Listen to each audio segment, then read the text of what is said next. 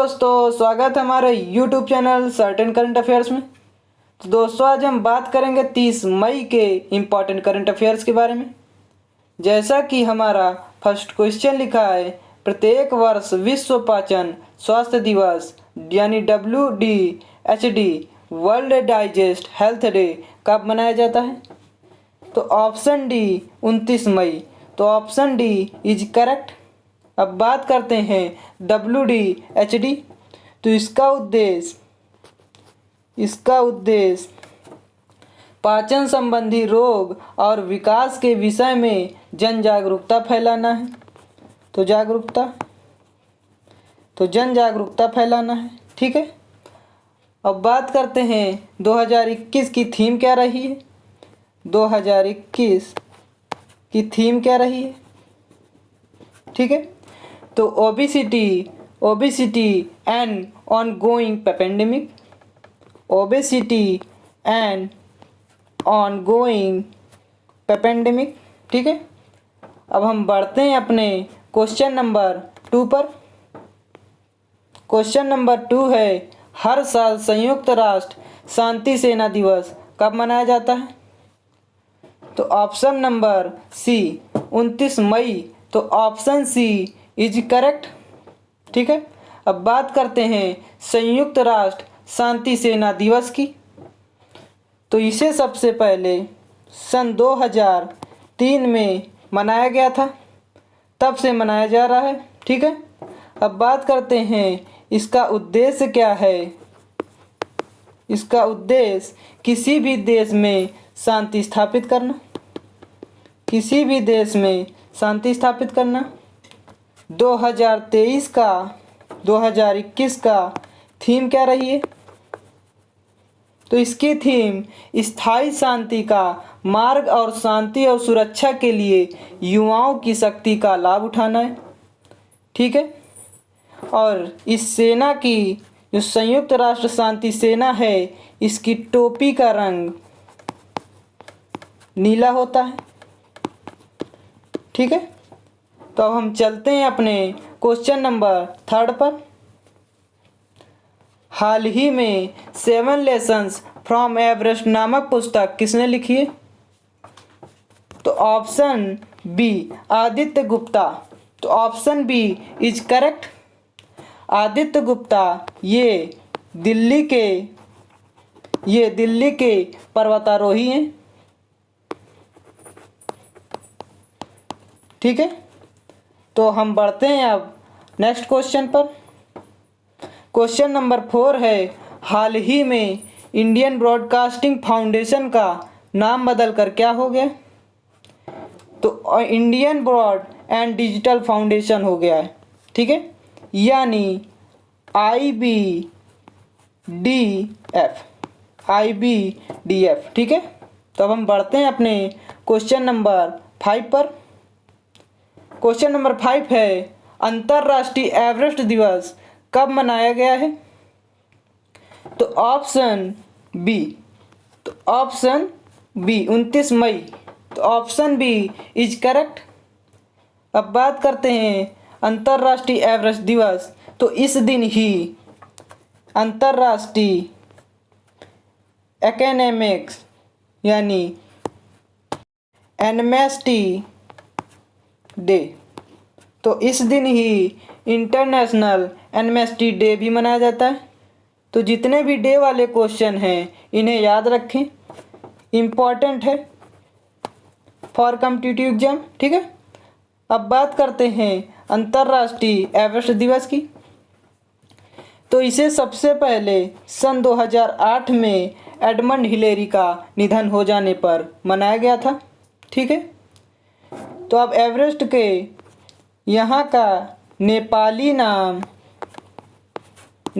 नाम सागरमाथा है। ठीक है। और तिब्बती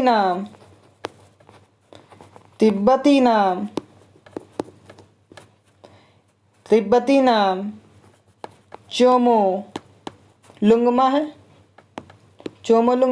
ठीक है। अब बात करते हैं एवरेस्ट पर। तो एवरेस्ट पर नेपाल से चढ़ने में कम पैसा लगता है? मुझे याद था लेकिन भूल गया उस समय, ठीक है। और तिब्बत से चढ़ने पर अधिक पैसा लगता है, ठीक है। तो हम चलते हैं अपने क्वेश्चन नंबर 6 पर। क्वेश्चन नंबर 6 है, हाल ही में किस अभिनेता को यूनाइटेड नेशन की एनवायरनमेंट बॉडी के एम्बेसडर पद से हटा दिया गया है? तो ऑप्शन डी, रणदीप हुड्डा को। तो ऑप्शन डी इज करेक्ट, ठीक है। अब बात करते हैं संजय दत्त की। ऑप्शन ए, तो संजय दत्त का हाल ही में यूनाइटेड अरब अमीरात सरकार की तरफ से गोल्डन वीज़ा मिला था, ठीक है।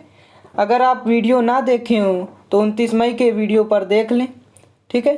तब हम बात करते हैं यूनाइटेड नेशन इन्वायरमेंट की, ठीक है। तो सन 2020 में ये जो रणदीप हुड्डा हैं, इन्हें सन 2020 में 3 वर्ष के लिए 3 ईयर के लिए चुना गया था, ठीक है। लेकिन अब इन्हें हटा दिया गया है। यूनाइटेड नेशन इन्वायरमेंट की बात करें तो इसकी स्थापना 5 जून सन 1972 में हुई, ठीक है। इसका हेडक्वार्टर नैरोबी में है। नैरोबी कैपिटल है केन्या की, ठीक है। अब हम बात करते हैं यूनाइटेड नेशन इन्वायरमेंट के सेक्रेटरी जनरल कौन है? तो एंटोनियो गुटरेस हैं, ठीक है। तो अब हम बढ़ते हैं अपने क्वेश्चन नंबर 7 पर। क्वेश्चन नंबर 7 है, हाल ही में ब्रिटेन ने किस कंपनी को कोरोना वैक्सीन की सिंगल डोज वैक्सीन को मंजूरी दे दी है? तो option number C, Johnson and Johnson. तो ऑप्शन सी इज करेक्ट। तो इस क्वेश्चन से ऑप्शन सी याद रखेंगे। तो अब हम बढ़ते हैं अपने क्वेश्चन नंबर 8 पर। मई 2021 में कैबिनेट नियुक्ति समिति ने आईबी प्रमुख को 1 साल तक सेवा विस्तार कर दिया है। आईबी के प्रमुख कौन हैं? तो answer number A, Arvind Kumar. IB मतलब आईबी इंटेलिजेंस ब्यूरो, ठीक है। अब बात करते हैं ऑप्शन बी की। तो ऑप्शन बी, सामंत कुमार गोयल हैं। तो ये रॉ के प्रमुख हैं। रॉ यानी रिसर्च एनालिसिस विंग, ठीक है। तो अब हम बात करते हैं आईबी की। तो आईबी इंटेलिजेंस ब्यूरो, इसकी स्थापना सन 1887 ईस्वी में हुई। इसका हेडक्वार्टर न्यू दिल्ली में है, ठीक है। ये गृह मंत्रालय के अधीन आता है। ये होम मिनिस्ट्री के अंतर्गत आता है, ठीक है। अब बात करें अरविंद कुमार। तो अरविंद कुमार मणिपुर और असम के कैडर के ऑफिसर थे, ठीक है, अधिकारी थे ये। तो हम बढ़ते हैं अपने क्वेश्चन नंबर 9 पर। हाल ही में एवरेस्ट की तेज चढ़ाई करने वाली महिला कौन बनी है? तो ऑप्शन नंबर सी, सांग इन हंग। तो ऑप्शन सी इज करेक्ट, ठीक है। तो 9 नंबर क्वेश्चन से सांग इन हंग को याद रखेंगे। सांग इन हंग ये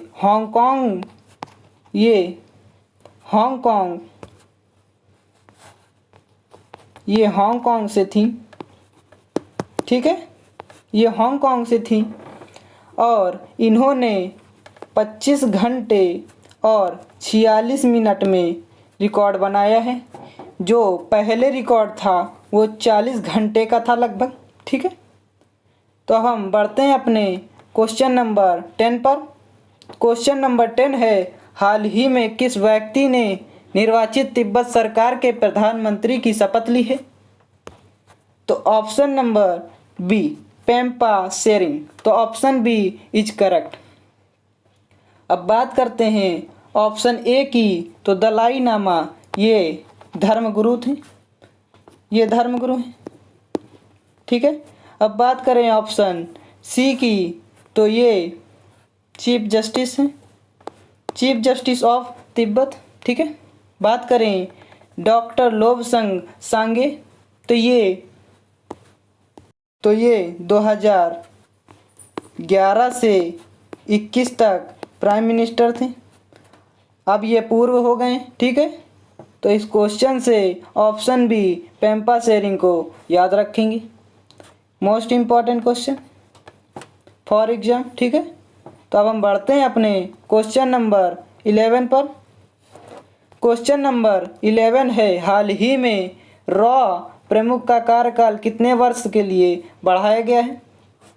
तो ऑप्शन ए 1 वर्ष। तो 1 साल के लिए इनका कार्यकाल बढ़ा दिया गया है। अब बात करें रॉ की। तो रॉ की इसका पूरा नाम रिसर्च एनालिसिस विंग है। ठीक है, रॉ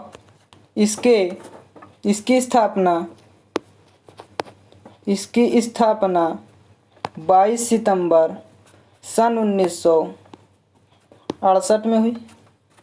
इसका हेडक्वार्टर न्यू दिल्ली में है। ठीक है, इसके प्रमुख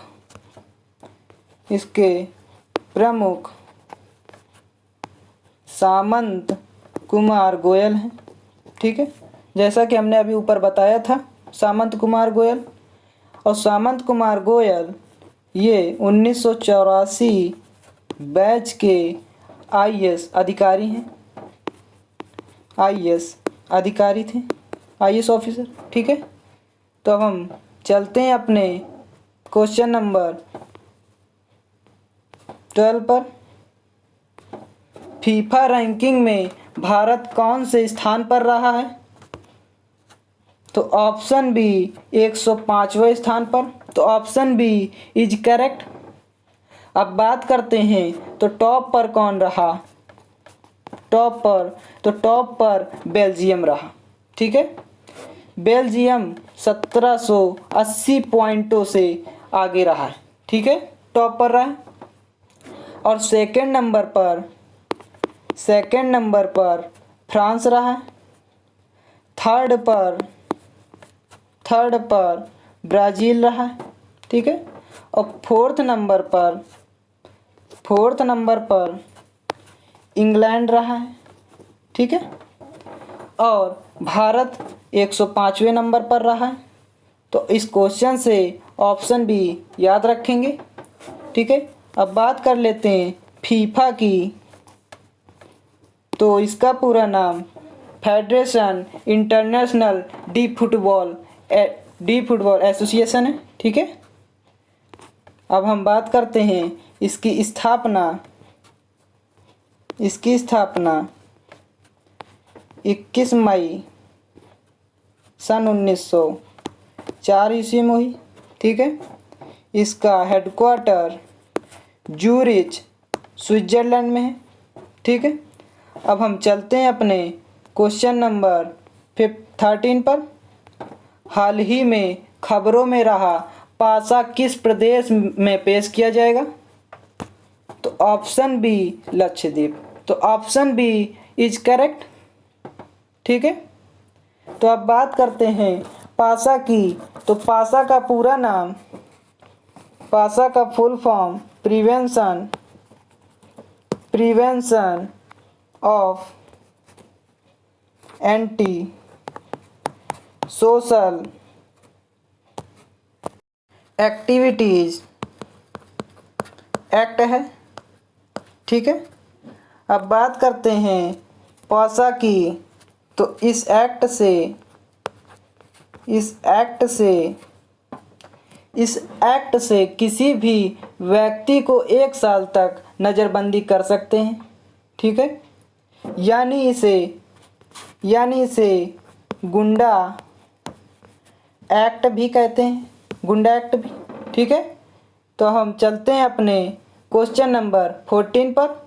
क्वेश्चन नंबर 14 है, हाल ही में किस देश ने रवांडा जेनोसाइड के लिए माफ़ी मांगी है? तो इम्पॉर्टेंट क्वेश्चन है ये फॉर डिफेंस एग्जाम। ठीक है, तो अब हम बात करते हैं रवांडा जेनोसाइड की। तो ऑप्शन डी फ्रांस, तो ऑप्शन डी इज करेक्ट। ठीक है, तो बात करते हैं फ्रांस की, तो इसकी कैपिटल पेरिस है। ठीक है, और करेंसी यूरो है। ठीक है, और फ्रांस के प्रधानमंत्री जीन कार्नेलिक यानी जीन कॉर्टेक्स हैं, और प्रेसिडेंट इमैनुअल मैक्रोन है।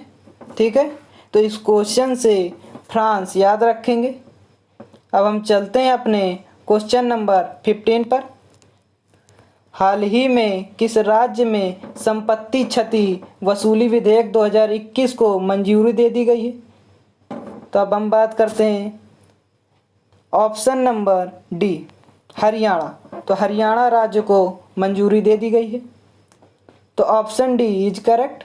ठीक है, अब बात करते हैं हरियाणा की। ठीक है, तो हरियाणा की स्थापना 1 नवंबर सन 1966 में हुई। हरियाणा का कैपिटल चंडीगढ़ है।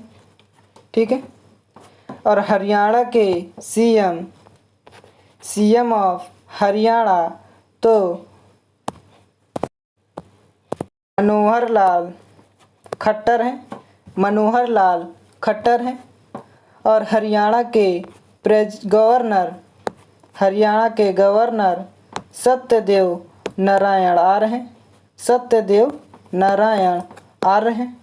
तो इस क्वेश्चन से ऑप्शन डी याद रखेंगे।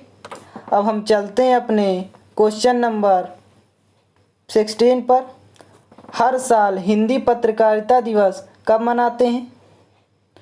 तो ये क्वेश्चन आपको ऑप्शन बताना है कौन सा सही है। कमेंट बॉक्स में कमेंट करें कौन सा ऑप्शन सही है। ठीक है, अगर आपको ये वीडियो अच्छी लगी हो तो आप लाइक करें, सब्सक्राइब करें एंड शेयर करें। ठीक है, थैंक्स फॉर वॉचिंग।